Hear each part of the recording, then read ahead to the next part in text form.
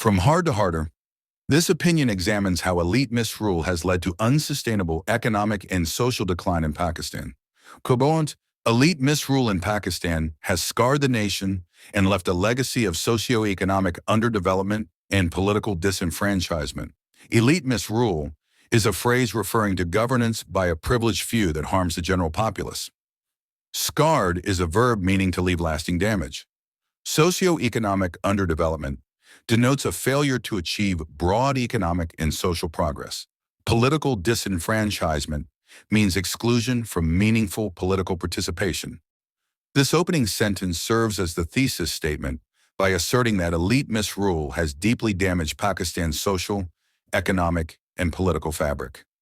Beyond the enclaves of affluence and prosperity in a handful of gated urban communities, the overwhelming majority of citizens live grinding, harsh lives of misery. Enclaves refers to areas that are distinctly separate, often well off. Gated urban communities mean secure, exclusive neighborhoods. Grinding is an adjective meaning extremely laborious or unpleasant. This sentence contrasts the rich few with the suffering majority, emphasizing widespread hardship. Without basic public services or economic opportunity, sans rule of law, recourse to independent courts, executive accountability, and absent political voice, generations of Pakistanis have essentially led progressively hard lives in a progressively soft state. Sans is a preposition meaning without. Rule of law is a technical term denoting a legal order that is predictable and fair. Recourse means access to a remedy or solution. Independent courts refers to judicial bodies free from external influence. Executive accountability means that government officials are held responsible for their actions. Progressively hard lives implies that living conditions have worsened over time. Progressively soft state is a metaphor indicating a state that fails to enforce order or provide robust governance. This sentence means that in the absence of basic services and robust governance, the majority of citizens have endured increasingly harsh conditions despite a state that is ineffective and overly lenient. The past few years have unleashed an even harsher reality of state repression, stolen election mandates, and widespread miscarriage of justice. Unleashed means released forcefully. State repression refers to the government's use of force or coercion to control dissent. Stolen election mandates implies that election outcomes were manipulated or unjust.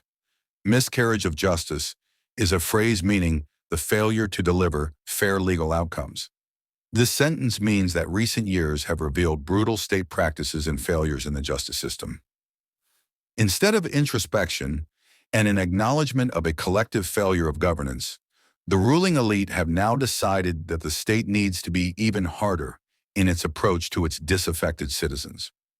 Introspection means self-reflection.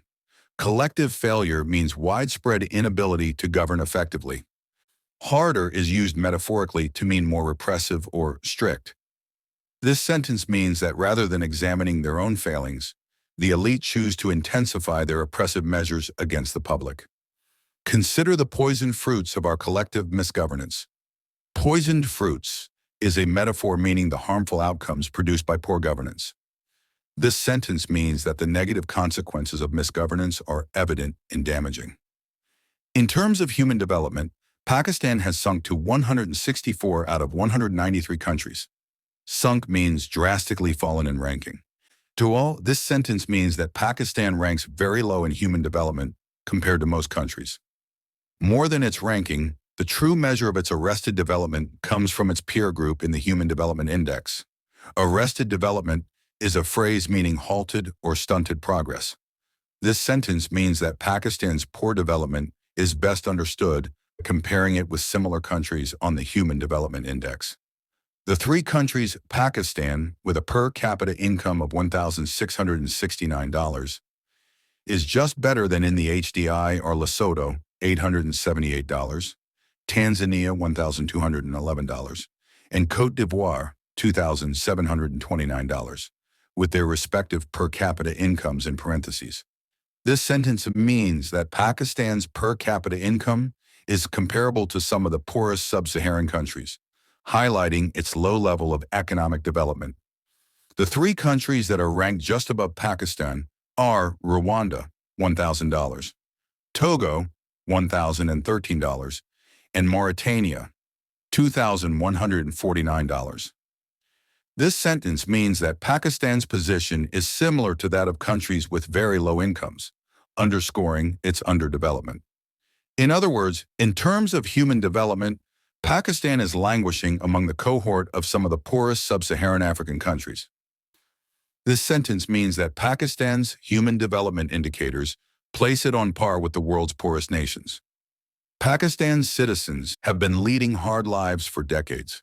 They deserve a change. This sentence means that the ongoing suffering of citizens warrants a fundamental transformation in governance. It doesn't end here. This sentence means that the negative impacts extend beyond what has been mentioned so far. Assuming we are not fully entertained yet, here are some more sorry statistics. This sentence means that additional distressing data will be presented to underline the severity of the situation. The average life expectancy of a Pakistani, a basic measure of well-being, is the lowest in South Asia, just above Afghanistan. Life expectancy is a technical term meaning the average number of years a person is expected to live.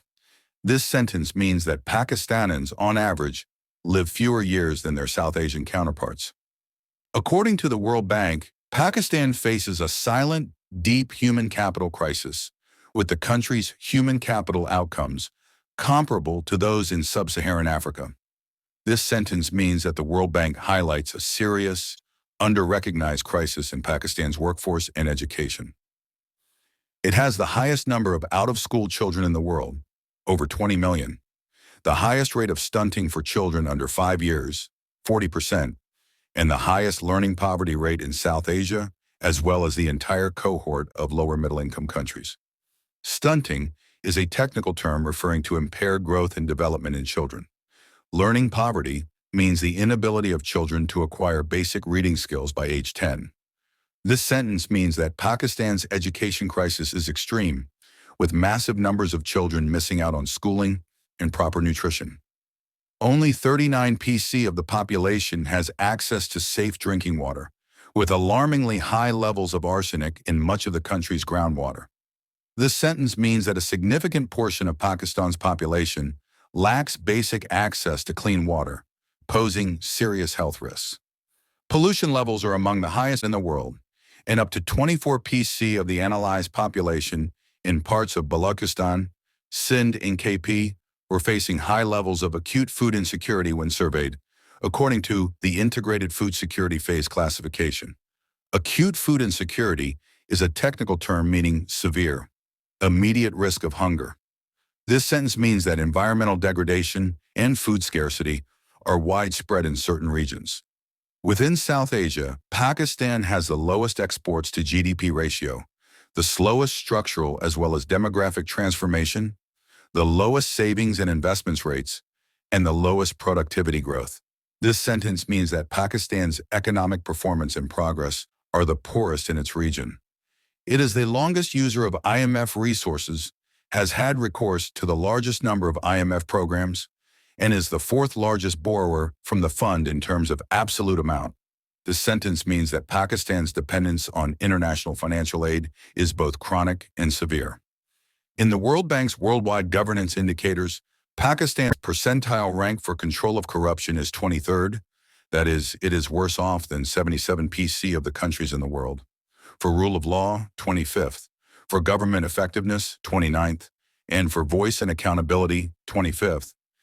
This sentence means that Pakistan ranks extremely low in key governance metrics, reflecting widespread institutional failures.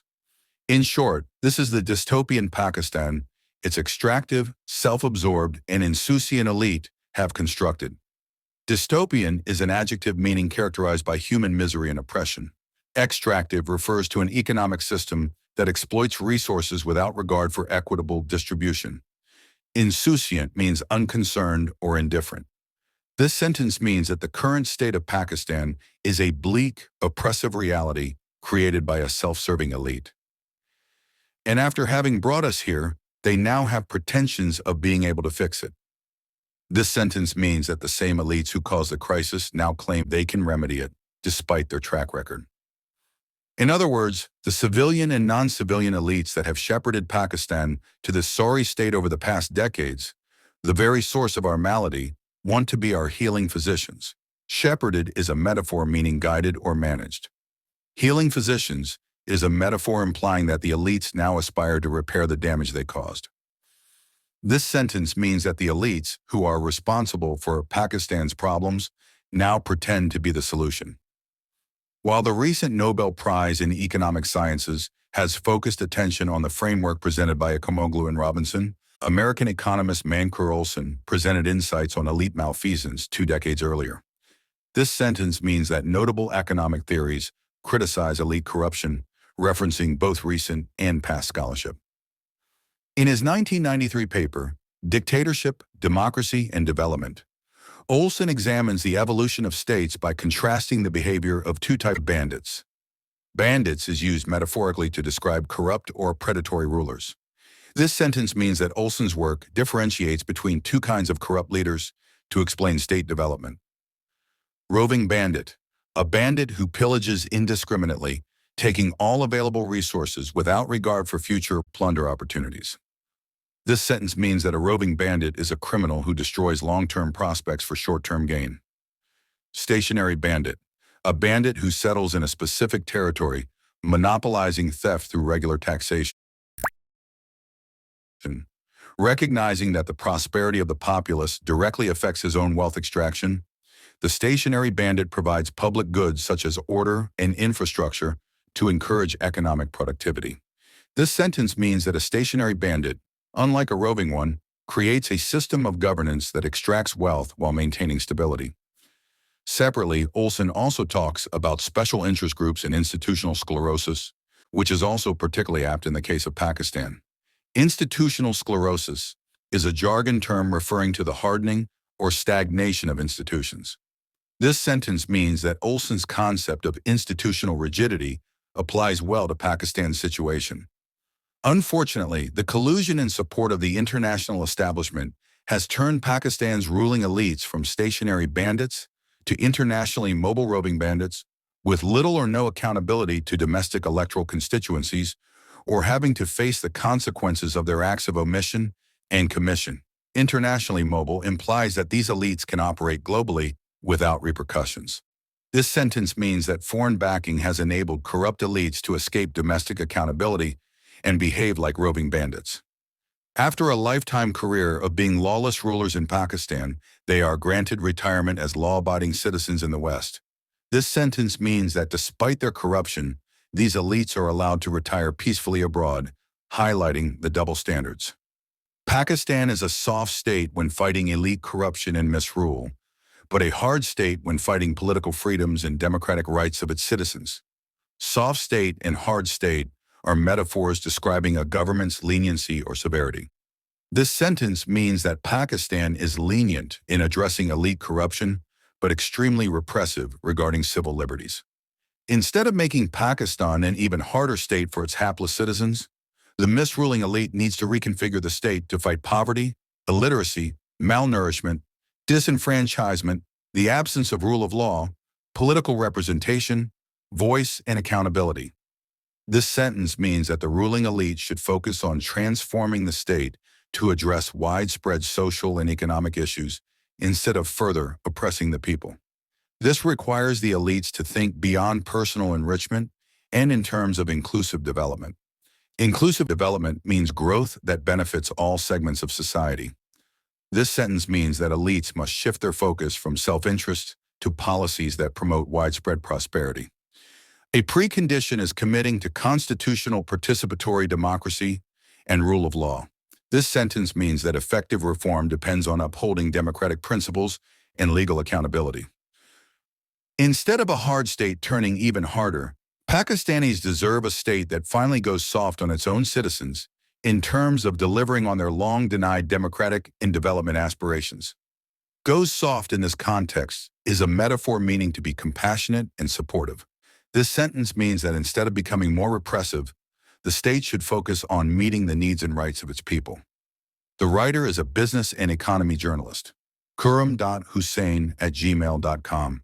Published in Dawn, March 13, 2025.